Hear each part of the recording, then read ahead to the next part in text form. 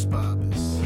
Yeah. When you all tucked up in the day been long, and the news online going on and on, what's right and wrong, and it's something up. Now here comes a great kid you know you can trust. From the true who's who, to the news and cameras, to the fake politics and the propaganda. Yeah, this kid screwed in, got a lot to say. Aw shit, it's about to be a long day. It's a long day. Hello, everybody. Welcome to another episode of the Yannis Pappas Hour. How are you doing? It's been rainy here in Shanghai. It's been rainy in Guantanamo Bay, or where my other studio is, which is in El Salvador. I am coming to you from the prison camp in El Salvador part-time.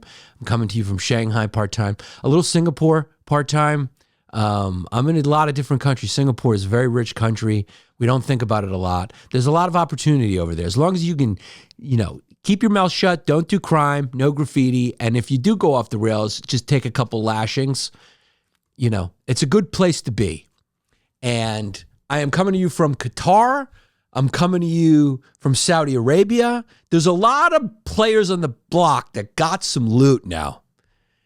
When we were kids, it was like America had some loot, and then there was like, whoa, there's this communist powerful thing over there, and then everything else just really kind of looked like Detroit now in your head. But now there's all these different countries that just got money to just give away. They just give away. They're rich countries, like very rich countries. There was no Dubai when I was a kid. They built Dubai in like 10 years. They built it. They built it up. You get into a cab in Dubai, you're getting into a supercar that's a cab. If you do a crime there, they kill you. They take your arm. They kill a relative. The crime rate in Dubai, it's like 0. And they built their tower with Indian slave labor. All those towers were built with just the exploitation of Indians. They're not Indians. I know it's a little confusing to some Americans. It's confusing to me. You got South Asians, you got Arabs, they're different. The Arabs, God gave them land with oil. We needed the oil, and they got rich. They got very rich. United Arab Emirates is another one I'm recording from. I'm setting up operations in all these places. From what I understand, there's a comedy scene in Bangladesh. I'm going to hit it. I met a comedian who owns a comedy club in Bangladesh. And he said, it's pretty good as long as you don't say. He said they try to shut him down once because of a comedian.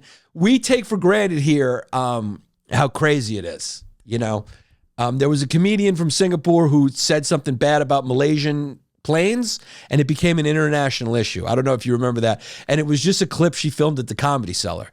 And it was like the leader of Singapore. And they almost went to war over it because she made a joke about Malaysia. So they're different countries, but they got money and they're high tech. So that is the interesting thing, right? That's where we're at. It's like there's these countries that have money, they have influence, they have power.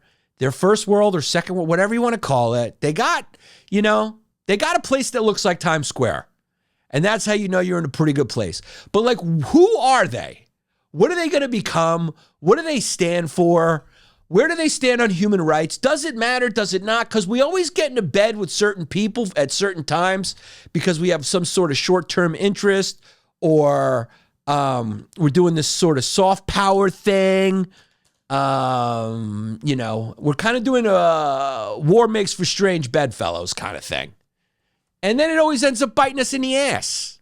It always ends up biting us in the ass. Like a dog off the leash who's been rescued and has just a little white lady as its owner that can't control it. We get bitten in the ass. We got bitten in the ass by Osama bin Laden. We got bitten in the ass by Saddam Hussein. We controlled him for a while, and then he started getting out of pocket, and then we had to go in there. We get bitten in the ass a lot. We like to get bitten in the ass. But it's a very complicated world over there in the desert. You got your Indians, you got your Pakistanis, you got your Bangladeshis. They're Hindus, they're Muslims, and then you got Muslims. Some of them are Sunni, some of them are Shiite. They hate each other. We over here just go, you're Islamophobic, but you're going like, okay, no, I'm actually Sunni phobic. Do you even know? Do Do you even know the facts of like what's going on? Who do you think is the victim of the most terror attacks in the world? I'll tell you. This is going to be tough for you to hear. Well, not my audience, because I assume I still got a Rogan trickle down. So I don't think there's too many liberals who listen to this podcast, which makes me upset. I want more of them as well. But the problem with them is you say one thing reasonable or something an adult who lives in the country with a family would say, and they just throw you out of the club. It's not right. You guys are losing allies. Not that I'd be your ally anyway. I'm nobody's ally. I'm a fucking Sigma wolf. I'm a Sigma, whatever it's called. I'm the guy who's alone. I'm the Lone Ranger on a very narrow path of 20,000 listeners, 30,000, 20,000, 30,000 on a good day. Which is still impressive. I'm still one of the bigger podcasts when you consider how many shit ones there are. Thank you for that, by the way. I'm glad you're all out there because it makes me feel really good. I don't look great when I look up, but I look great when I look down. But to answer the question, the biggest population of victims of terrorism are, drumroll, Muslims. And do you know who committed it? I mean, you knew that answer before I asked. Other Muslims. So Muslims kill other Muslims the most with terrorism. I get it, right? Because you have to practice before you make the big leagues. So they practice on themselves, and then they go out there and they do things in Paris. They do things on airlines. They get out there. No, that's a joke. The truth is they hate each other, right? They hate each other because of some 1,000-year-old disagreement, much like the Protestants and Catholics, whatever, some little details that change being Orthodox to Catholic, little details like Orthodox, we let children play in the street. Catholics, they capture them and put them in basements. Little details. Sunni Muslims believe that the caliphate should be chosen by consensus, while Shiite Muslims believe it should be passed down through the Prophet Muhammad's bloodline. They're a little bit more divine right of kings. They're a little bit more monarchy, divine right of kings. And the other ones are more democratic, I guess. They want it by consensus. We need a body that elects one. So it's really, that's the difference right there. So Sunnis believe Abu Akbar was the rightful successor, while Shias believe Ali was the rightful, whatever. Somebody was going to be a success for Muhammad. Now, Muhammad is unique. He's unique historically. I know, you get nervous, right? You know what's funny is everyone on the internet's going, who can't you talk about? Who can't you talk about? That who controls you? And everyone always says that about the Jews. You go on X, that's all people are talking about is the Jews. I'm going, who's preventing you from talking about the Jews? And then an international fucking music star creates the most anti-Semitic song, and you're going, who's stopping this guy? Which Jewish music industry is stopping this guy? Oh, because he's on the internet, they're banning him from these places. Yeah, you know what? It's not only offensive to Jews. Hitler killed a lot more non-Jews than he killed Jews. There's a lot of people, a lot of countries who are not fans of Hitler, including my family. And we're not Jewish, not a fucking 1 ounce that could have helped me with math. Not 1 ounce in my DNA is fucking Jew. But you know who everyone's kind of scared to talk about when you think about it? They're scared to talk about Ellen. You know who I'm talking about. Muhammad. Let's talk about him historically. Muhammad is unique. And when I mean unique, I mean kind of really the only prophet or founder of religion who was also a political and military leader all in one. So it wasn't the traditional expansion of the religion like, at the time, like Jesus or Buddha or Zoroastrianism or what's some other ones? Hindus, at the time of whoever the guy was, they didn't spread it the way Muhammad's. But Muhammad was kind of like more like an Alexander the Great-ish person in that he was also a conqueror. So he spread via the sword. They went and they killed certain peoples and they took over lands. And while he was alive, and it was him who was leading the charge. So he's a little unique in that way. This jihad was like, let's go spread the word. And that meant let's go conquer some lands. And so that's what makes him kind of unique. Anyway, that's an aside. Because, they fight over it. They fight over who should be the rightful leaders. And they still keep going to this day. So that's why Saudi Arabia hates Iran and Iran hates Saudi Arabia. One of them Sunni, one of them Shiite, and they blow each other up. And they also try to contain each other with their alliances. And America, Russia, China, we all try to get in there and exploit those divisions for our own purposes, et cetera, et cetera. It's a complicated world. It's a complicated world. It's not as simple as you're Islamophobic. It's not as simple as Palestine is a state, Israel's not a state, Israel's a state, Palestinians a state. It's not as simple. It's not as simple because the Jordanians are also, for all intents and purposes, genetically the same as the Palestinians. So, what are they? They're Jordanian? I mean, it's like, what do we call everybody? We're all human beings. Okay, we're all human beings with just different Franks and beans beliefs that keep us fighting. It's a complicated world because the Jordanians don't like the Palestinians as much. The Egyptians also don't want them coming in, but they don't get as many terror attacks as the Israelis because the Israelis displaced them in the Kaifka or whatever it's called, whatever that's called. They took their land. They did. So there's all these countries on the playing field now, man. Is you going to bite us in the ass? I don't know. It's always weird when I look back in history and you see like George Bush making a deal with Saudi. Remember the neocons when they used to go in there and you see just some guy in a freaking full head wrap, stormtrooper, and him and Bush, he's in a suit, like a Western outfit. They're just shaking hands, making deals. Because these guys are caking off. They get into office and they cake off.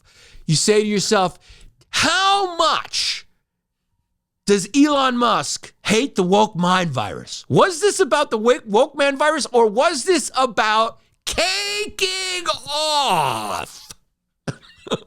Because once they get into office and all the population is still fighting about the woke mind virus, guys start to cake off. Big time. Big.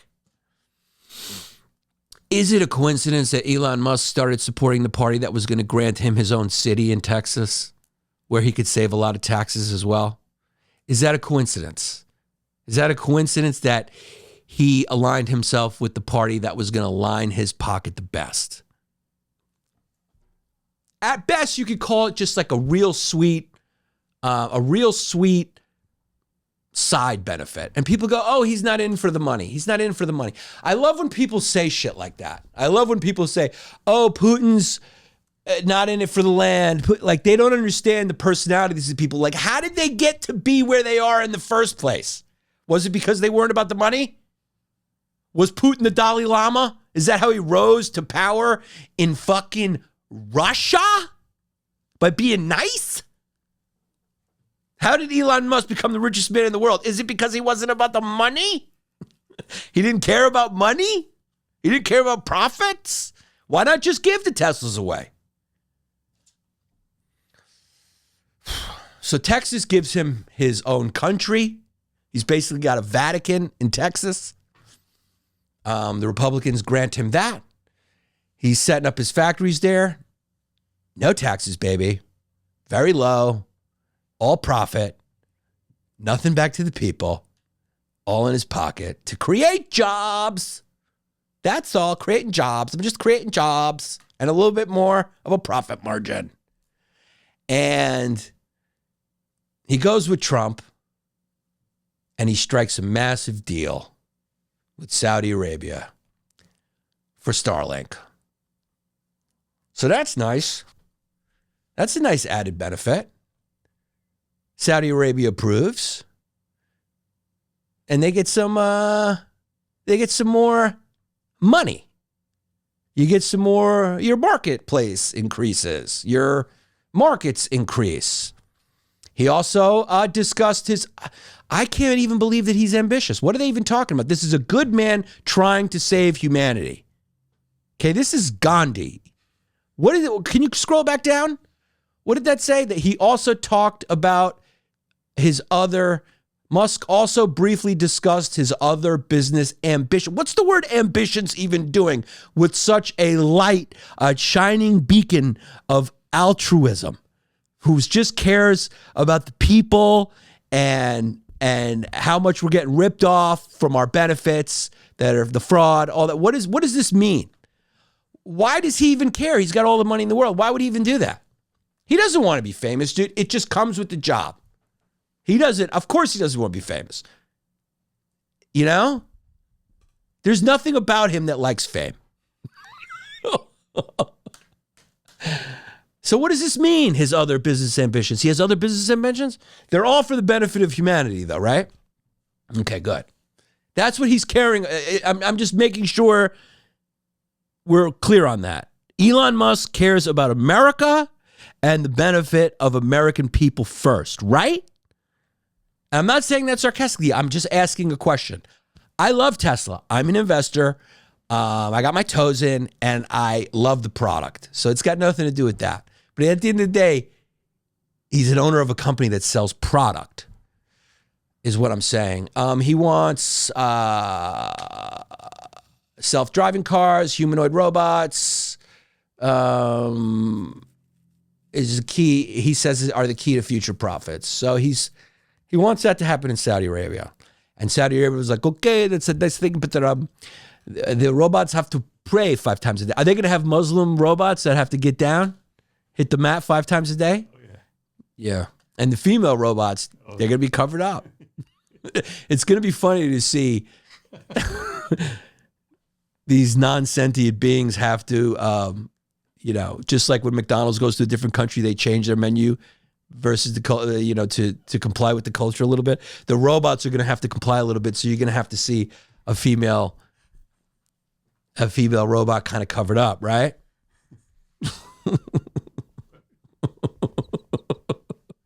Female robot will be covered. Burka robot. Yeah. Burka robot. There will be Muslim robots, right? Yeah, there'll be robots. There'll be Amish robots.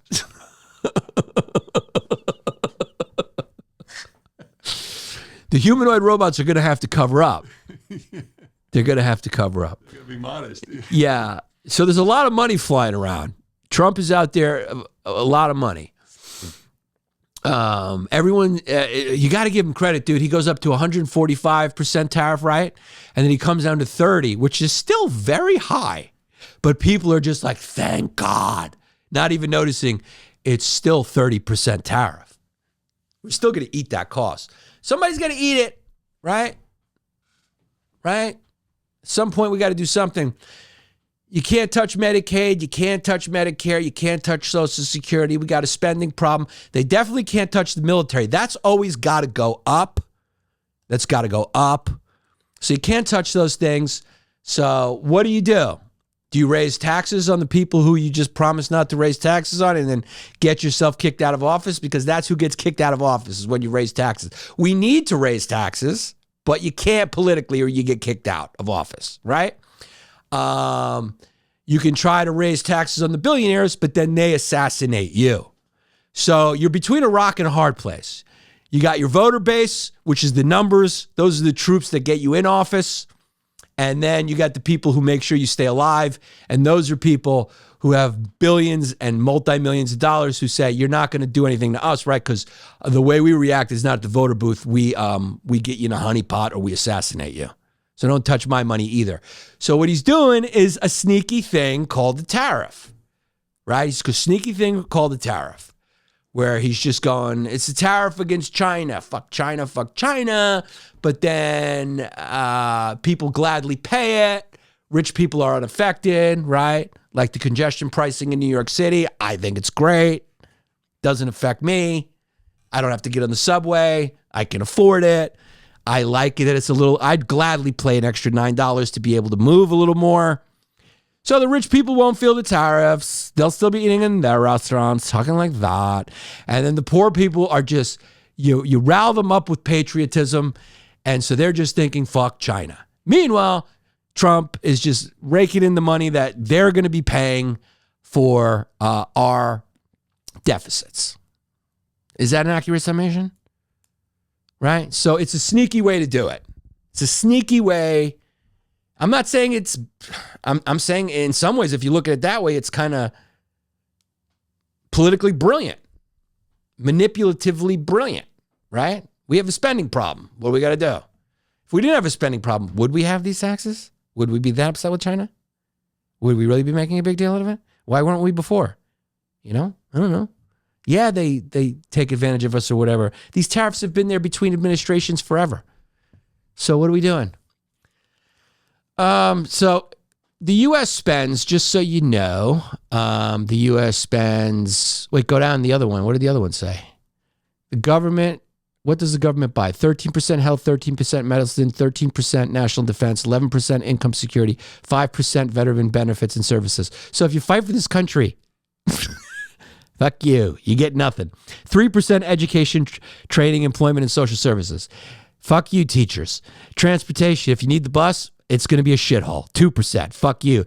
Natural resources in the environment. Fuck you to the trees. Now go back up. So this is who's Peter, you know, who's this guy? Who's Peter Peterson? Peter Peterson from Seinfeld. Is that who it is? Because these are different numbers. This is from the U.S. Treasury fiscal data. So we'll trust that over what Jesse wants me to read. 55% of federal spending, $3.8 trillion went to Social Security, defense, and pay. So that's what we spend the most money on, Social Security and defense. And you can't mess with Social Security because people like to have retirement. And you can't mess with defense because defense contractors like steak.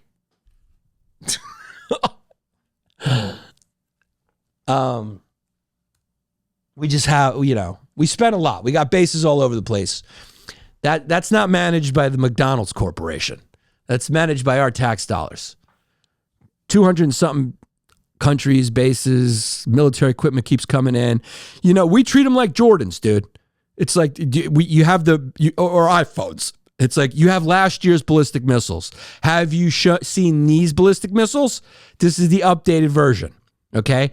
It'll fall directly on the population that you want it to fall on with precision and will incinerate. The last one would just mangle. This one incinerates. You got to get the last one.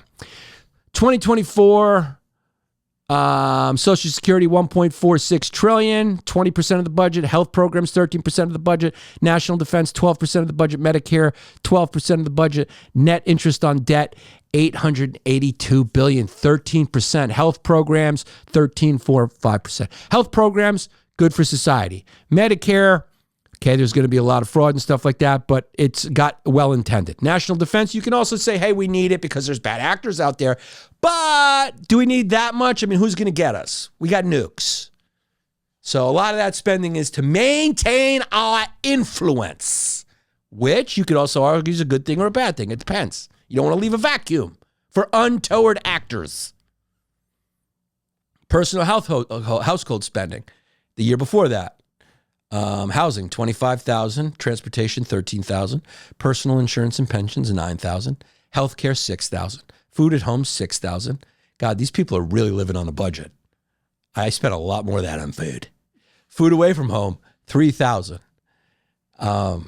What's the total there? So the an average American household spent $77,000 in 2023. That means you have to be making what, $200,000, $150,000 to live decent now? Wow. That's not cool. That ain't cool, dude. That's not a lot. It's not a lot left over to play catch with the kid. Not a lot to go to the ball game when you're spending that. And what's the average American make? So I'm just going to look up. Yeah. Is it as much as the Qatari royal family?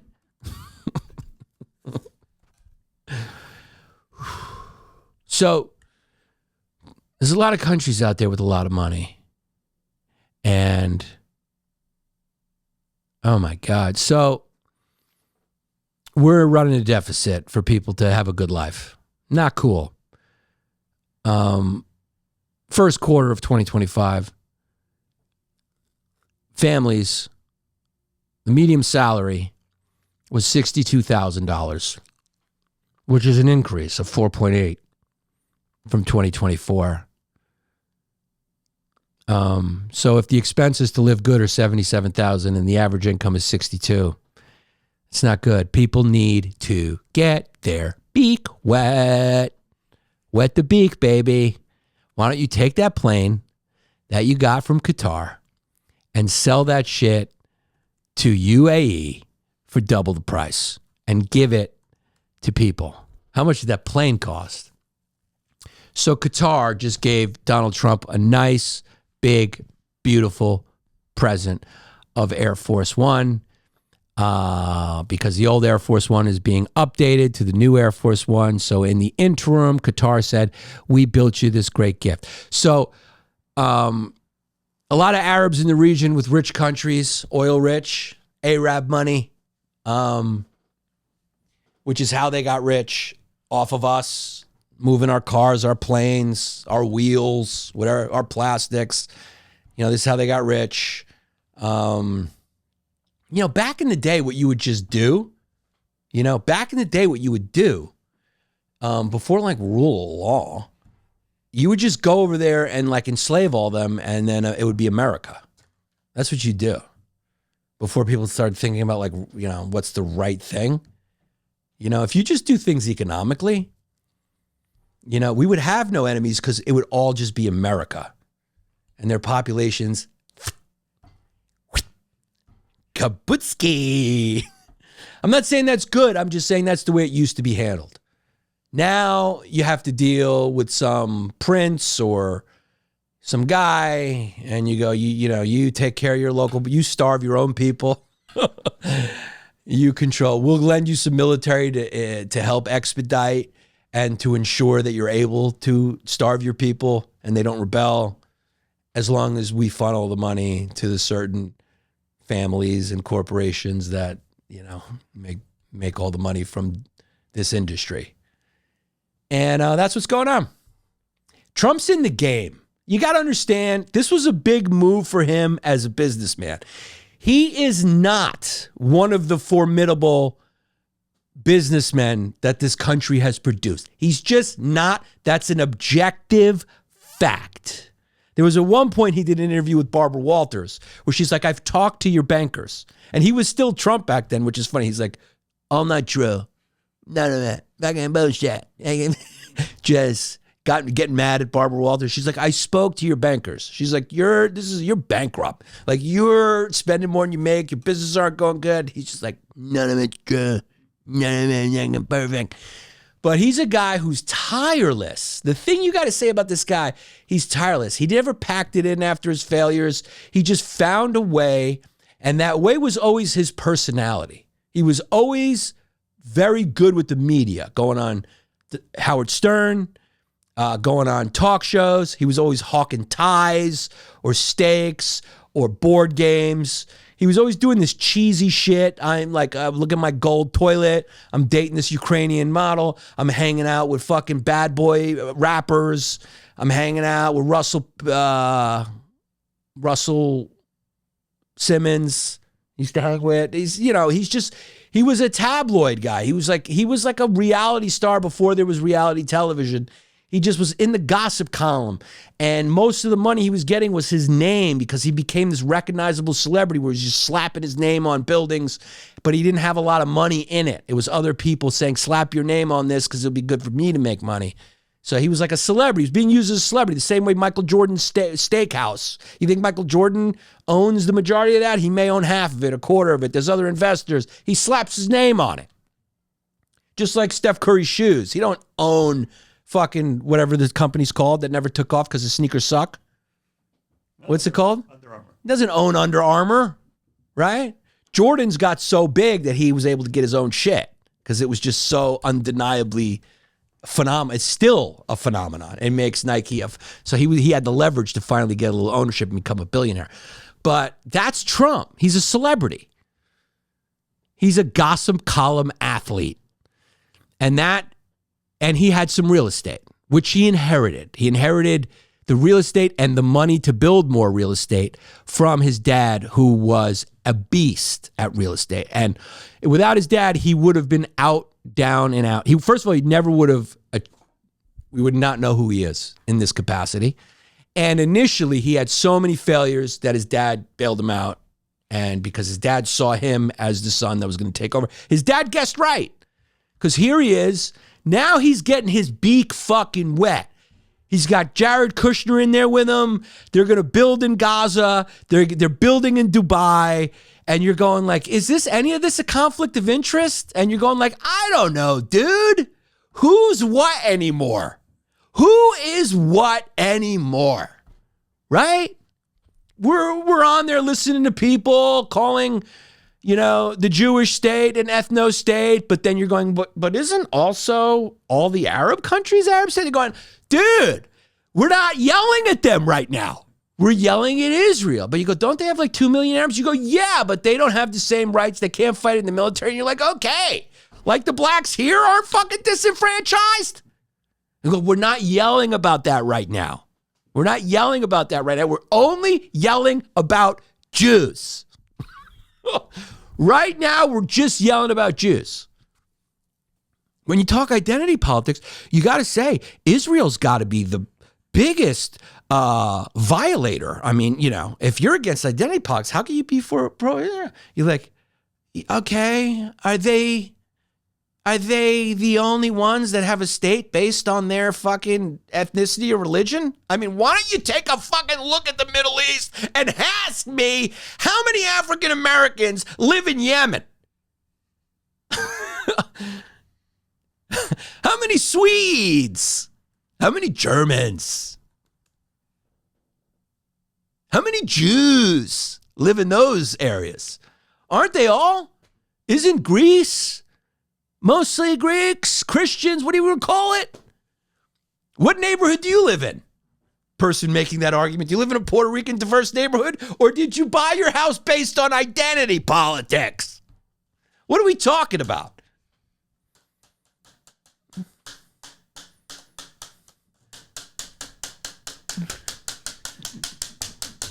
Because a lot of the people who argue against identity politics is funny on the right.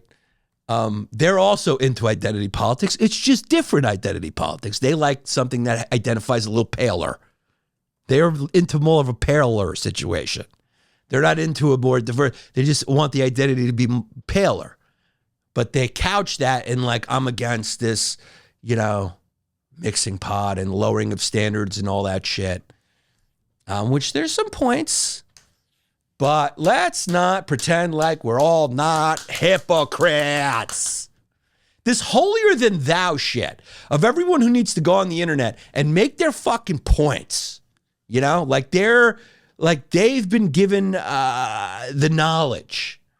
And none of them are in the fields that they're talking about. And when I mean in the fields, I don't mean like, even study. They're not in that field. It's like asking somebody how the Department of Defense works who's never worked at the Department of Defense, but they read a book about the Department of Defense. It's like anyone can read a book. What's your experience? I've read books about stand-up comedy, and you're going like, that's his experience.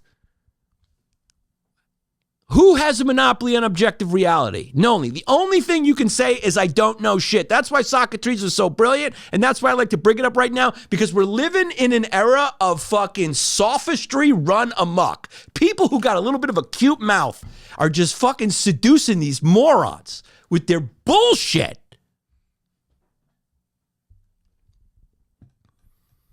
Is it safe to say that Iran also is an ethno state? Jesse? I think so. Is it safe to say? Oh. Here's the funny thing, too. On the one hand, you may hear someone criticize Zionism, whatever. I'm not making a judgment. I'm just pointing it out. They may criticize Zionism and criticize Jews for wanting a state for Jews only. They may do that. And then they also say we got to get rid of all these immigrants. So you're going like, that sounds like you want to create an ethno-state. So what are you for? You're not for the ethno-state there, but you want all the immigrants out here so you can create an ethno-state here. Do you understand the hypocrisy? Was that clear? Did you get what I'm saying? Right? A certain type of person will say, fucking Zionists, it's fucking ethno-state, it's fucking apartheid, all this shit. They just want Jews to only have rights. And then they also go, and also domestically in America, we got to get rid of all these immigrants, all of them out. And you're going like, so if you get rid of all the immigrants, all of them, which is what you want in your heart, essentially you're advocating for an ethno-state. I'm just pointing it out. I'm not saying what I believe, what I think is good, bad, or what's true. I've just noticed that.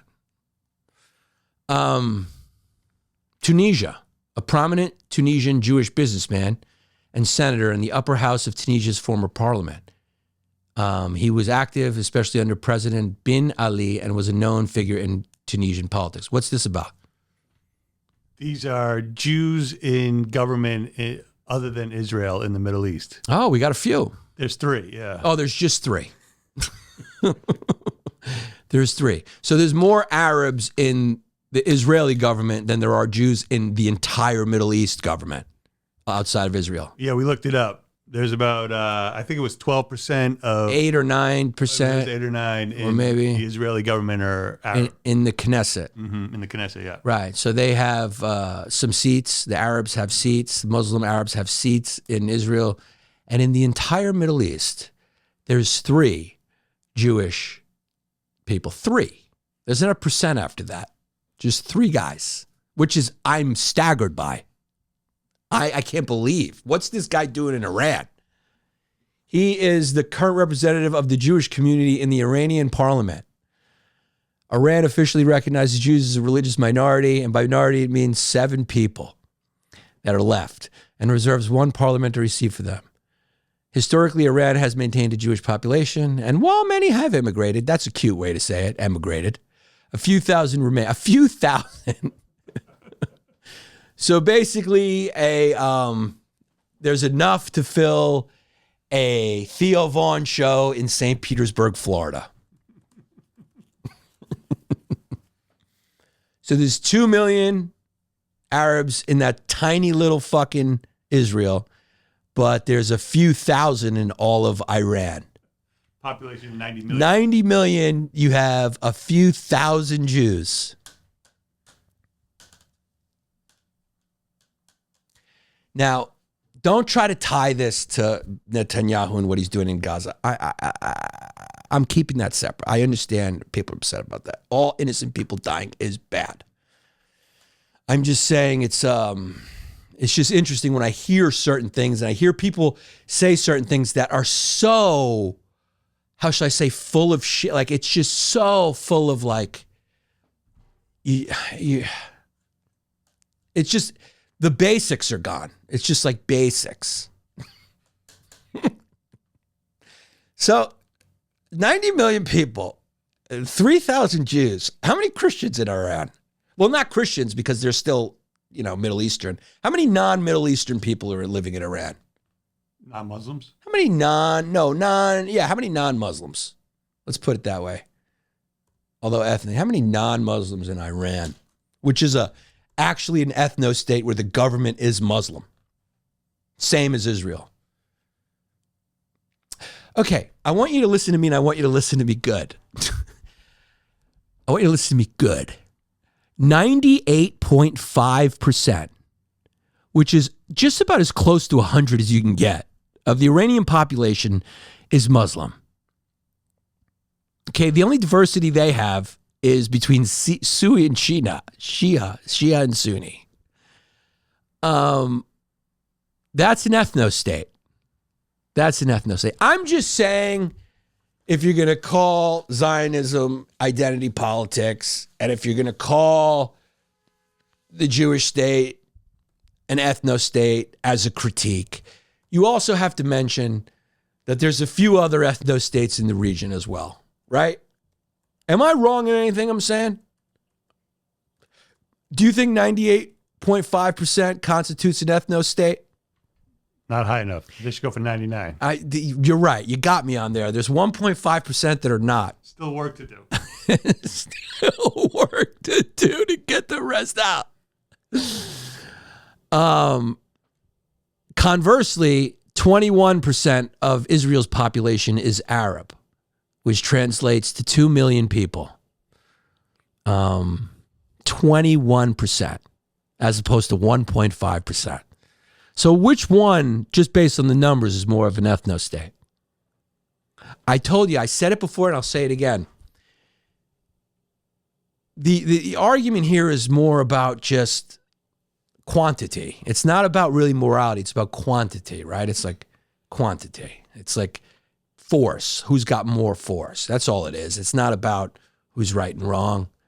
You know, I think if the Arabs had all the weapons and they were shelling all the Israelis, we'd feel bad for the Israelis. I think it's just an underdog story. I think we're basically just watching Rudy. That's all. Palestine is Rudy. We're just rooting for Rudy. The Arab citizens do in Israel enjoy full civil rights and have a right to vote in democratic elections, but they are also not allowed to join the military. They do face discrimination. They do. They do have some systematic discrimination. They can't join the military, which I don't think so bad. I mean, if I was an Arab, I'd be like, that sounds good to me, dog. That sounds fine. That's fine by me.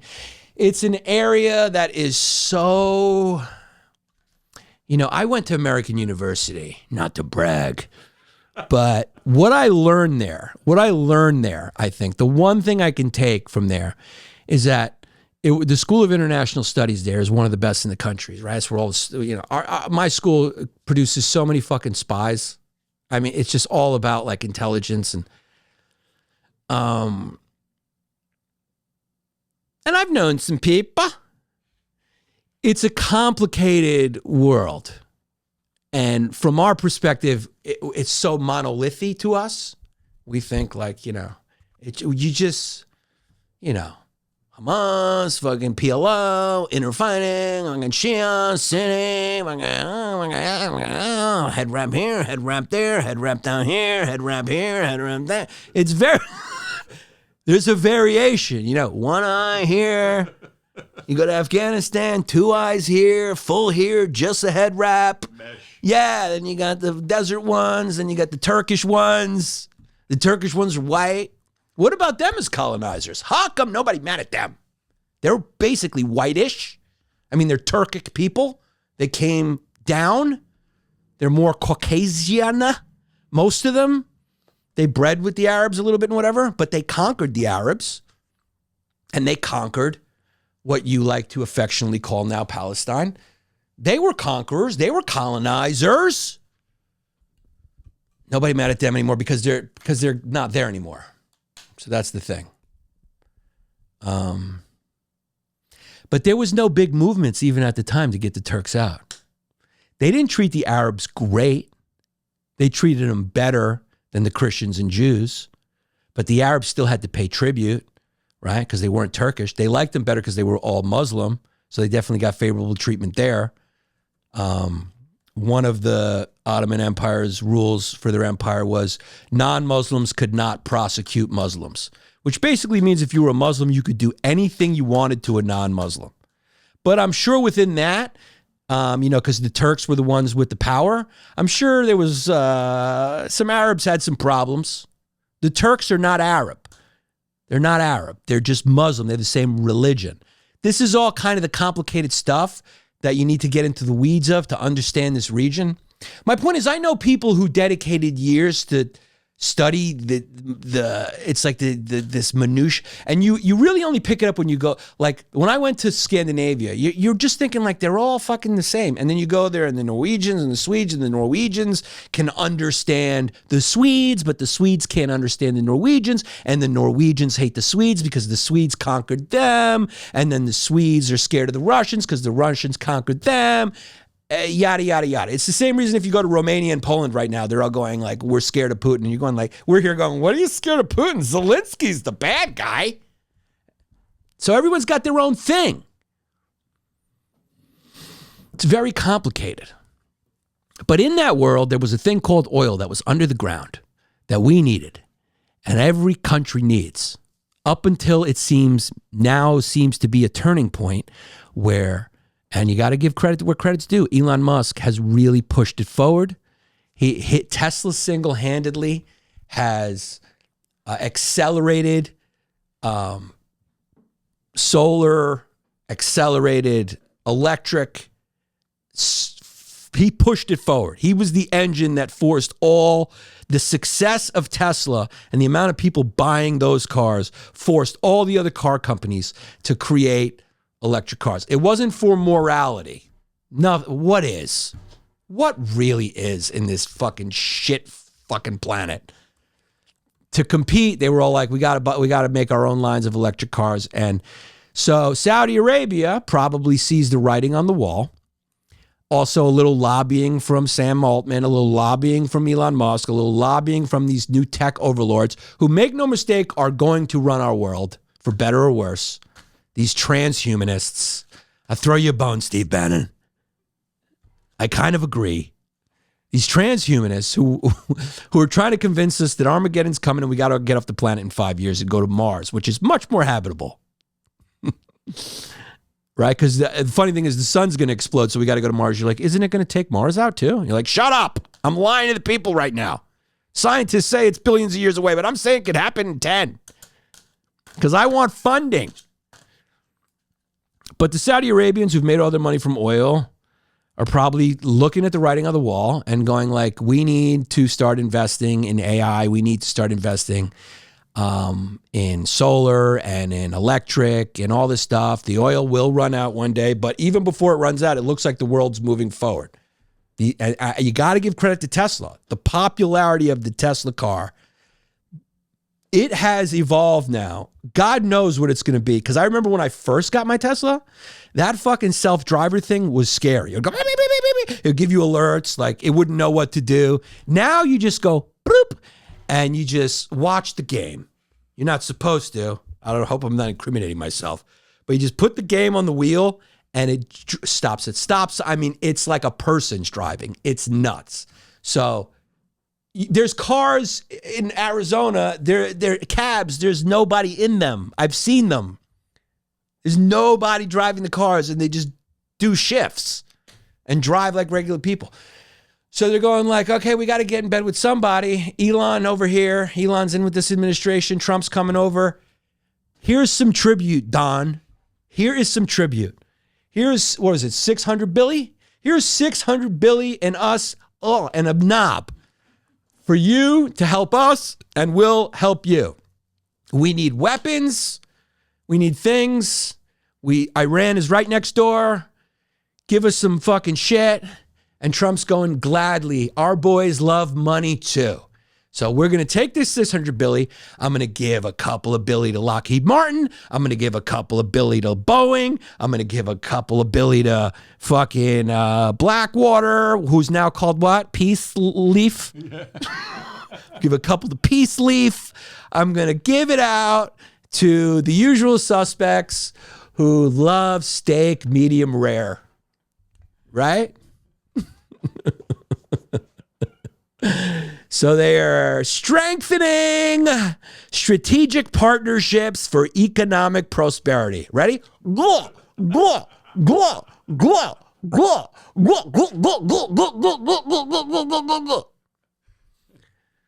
had to pick, and they picked us, which is good, I guess. And that's how it works. People are going, what about their human rights? And I get it. I do get it. And that's what I'm saying. Who are these people? Are we going to create Frankenstein again?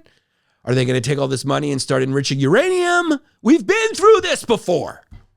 Who are we aligning ourselves with? War makes for strange bedfellows. What's the consequence of this? Could they be bad? Yes, they probably will be. But for now, in the real world, these countries have options. Everyone is looking to expand and get bigger. It's just... Putin just want Putin. Adolf Hitler didn't start the war. He's just a guy. He was just a guy, just trying to do right by his German people. Who rises to power? Who doesn't want more? What kind of personality? You know? I have comedian friends. They're always going, I got to get number bigger. And those are the people who usually rise to the top. And then when they get to the top, they don't go, I have enough. I've never heard one comedian go, I've had enough. They start going to the next frontier and the next frontier. So why do people think it's different with despots of all people? I'm asking you a question. Is it because they're stupid? What? I know I'm a little more direct and less surreal. I get it. I know I'm a little less diplomatic and more harsh. I can understand why some people will hate this. But I'm asking you a question. Is that not odd to you that people believe that Hitler just wanted just a little piece of Poland? Hitler just wanted a teeny little piece, just a tiny little disputed piece of Poland, then he was going to stop. Putin just wants tiny. Just a deal. There's Russians there. It's just NATO. Just because of NATO, he doesn't want any more. He's made it clear. It's he wants no more. He's happy with what he got. He's not even looking for money. Elon Musk, not looking for money, not looking for anything. He's looking for the betterment of humanity. That's it. He's looking out for us only. Not saying that there's not elements to these people's personalities. People are very multifaceted. But I'm saying it's so funny how they ignore certain aspects for other ones, you know? Like these people don't have ambition. Like they don't want to grow. What's Saudi Arabia doing now? Are they just happy being Saudi Arabia? Just cool? Is that how people in power are? We're just cool. Leave us alone. We don't need anything from the United States. Peace, dude. Muhammad, taught us peace. They're Shiite, we're Sunni, Shiite. I don't remember which one's which, but we're all cool because Muhammad was a man of peace. So we have no problems with Iran. And we don't foresee any problems. We don't need any military. We trust in God.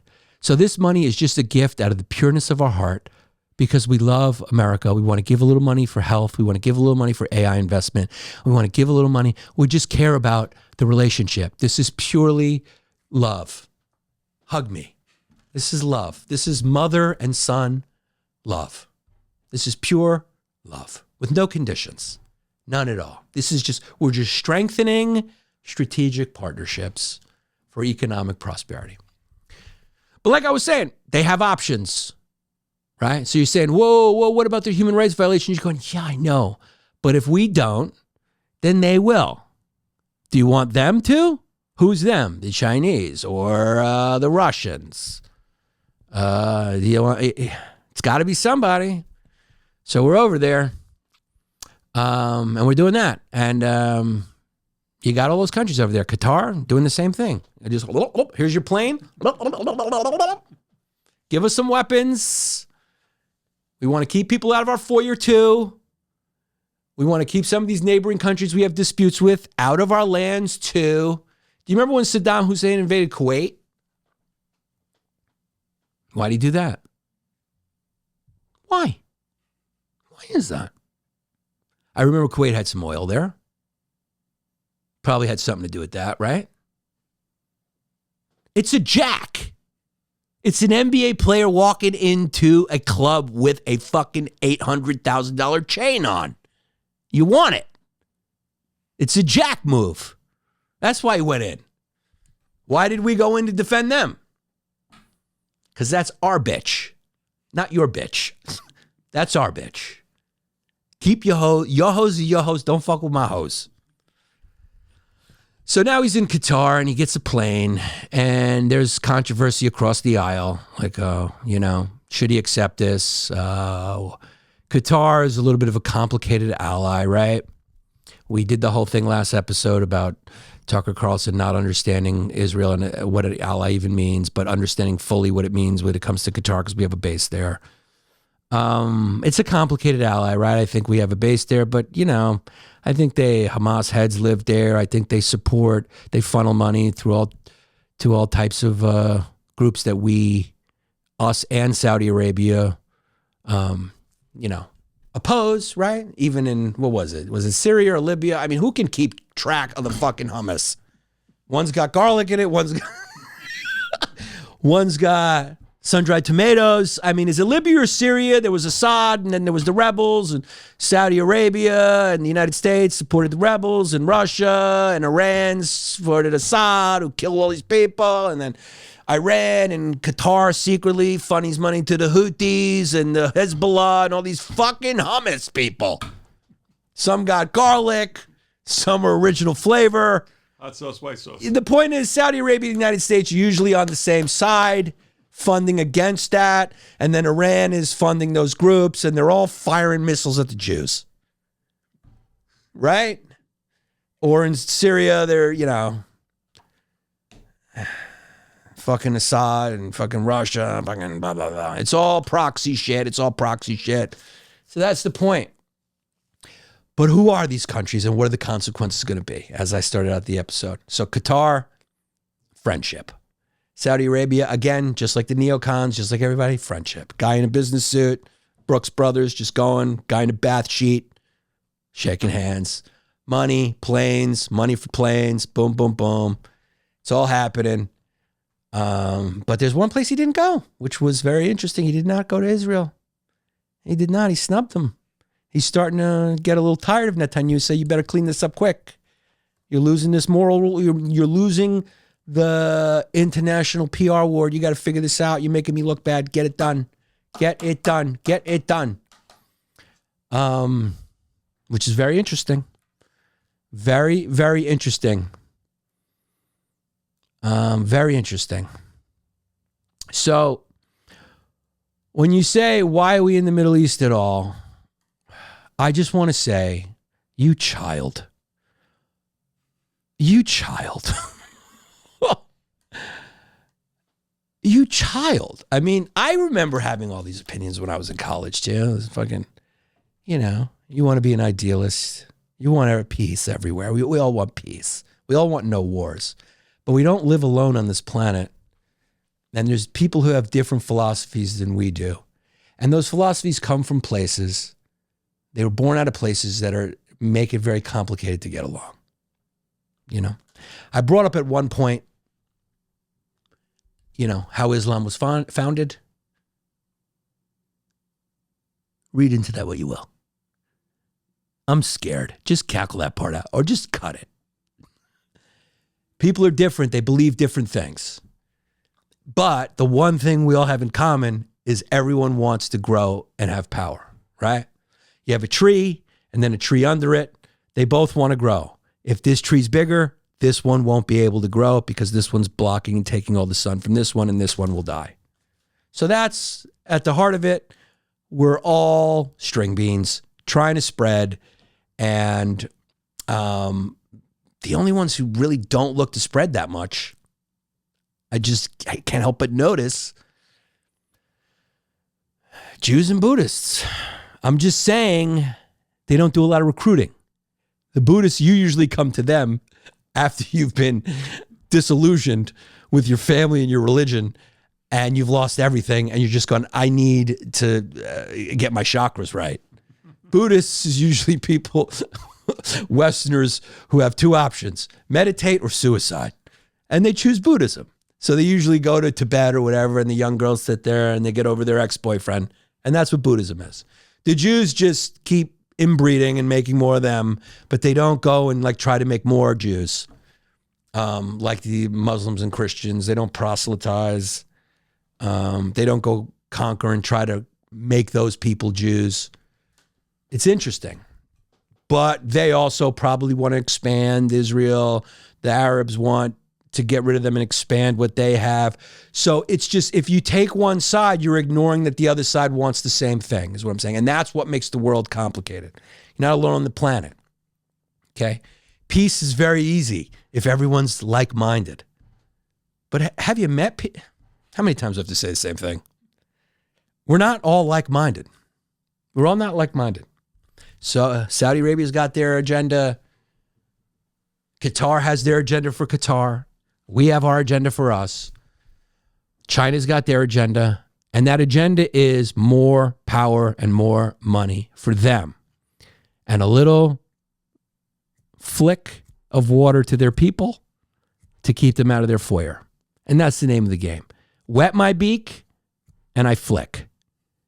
And hopefully that flick is enough to keep you out of my foyer and to keep you occupied to not look how much water I got, because the water is going to keep building up. And the Saudi Arabian royal family has just got richer somehow, and Trump is just getting richer somehow. And a lot of these other families who are in control of their countries are getting richer somehow. And I can't wait to go to Trump Tower in Dubai. I want to give a shout out to forthefree.art, music in Hawaii, free music on their website, bands, local bands. Check them out. Hawaiian, rock and roll, and whatever else they play. IndigoLabsAgency.com, Nate Linder. It's a marketing agency. Go check them out. Marketing solutions backed by data and proven by impact. IndigoLabsAgency.com. Rebels-Raiders.com. Go check out the stuff he's got there. He's got medical bags, plate carriers, rifle slings, goat t-shirts, whatever. Website's very cool. Rebels-Raiders.com. Suds Auto Spa, 412-564-5033, info@sudsAutospa.com, Bridgeville, south of Pittsburgh. Storage solutions, paint protection, ceramic coatings, longevity services for your vehicle. Check them out. They do travel. The bigger the job, the farther they will travel. PCB Tech Art. Go get yourself the Power Nest. It's for your car, your phone, charger. Put it together. Very cool. It's Power Sphere. Also, they got up there. Makes your car smell very good at PCBTechArt.com. Make sure to do the code Yannis10 for 10% off, and your car will smell delicious, and your phone charger will be charged. Your phone will be charged.